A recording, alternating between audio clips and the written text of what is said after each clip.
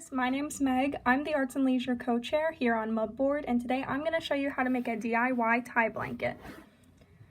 All you're going to need for this is the 2 pieces of fabric. Hopefully you picked some up from the MUB today. If not, they sell them at Walmart or you can buy some online. And also you're going to need a pair of scissors.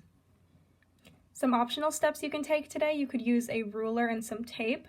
I think that makes it easier, but if you don't have those available to you, they are totally optional. So first we're going to lay out our fabric flat on a flat surface, and as you can see here, my brown square here is a little bit bigger than my fabric printed square, so I am putting the bigger square on the bottom. This might happen just because when we were cutting these there was a little bit of inconsistency, but you're not going to be able to see it once the blanket is done. If one of your squares is significantly bigger than the other one, like more than 2 or 3 inches, I would recommend cutting it down, but I don't have that issue here, so I'm going to keep going. And now here comes the part that's optional. I am going in and putting a strip of tape down about 5 inches up from each side of the fabric, and this is so I can make sure that all of my strips remain about the same size. You totally don't have to do this part. You could use a piece of paper that's folded to about 5 inches and just make sure that everything stays the same length, or you can eyeball it. Totally up to you. Whatever you think will help you get the straightest line. So once I have all that tape down, I'm going in with my scissors and I'm just cutting every 1 to 1.5 inches. So that's how long our little tassels are going to be, or how wide our tassels are going to be.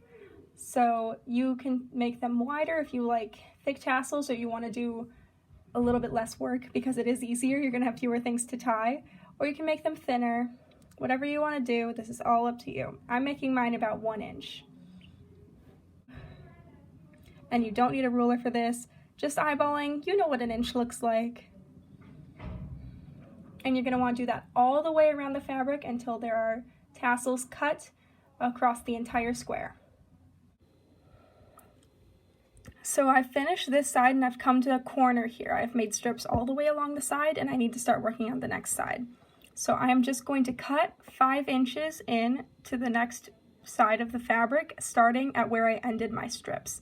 So if you were actually making your strips a perfect 5 inches, then you would be cutting 5 strips off.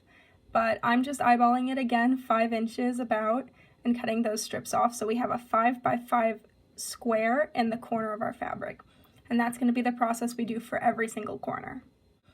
So here I am again at the last corner, and I'm almost done cutting my strips. I'm just going to do that process again of cutting those first few strips off so that we have a 5 by 5 corner in this little bit of the fabric.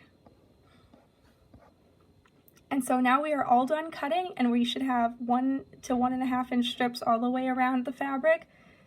They don't have to be perfect because once we make our knots, you're really not going to be able to tell.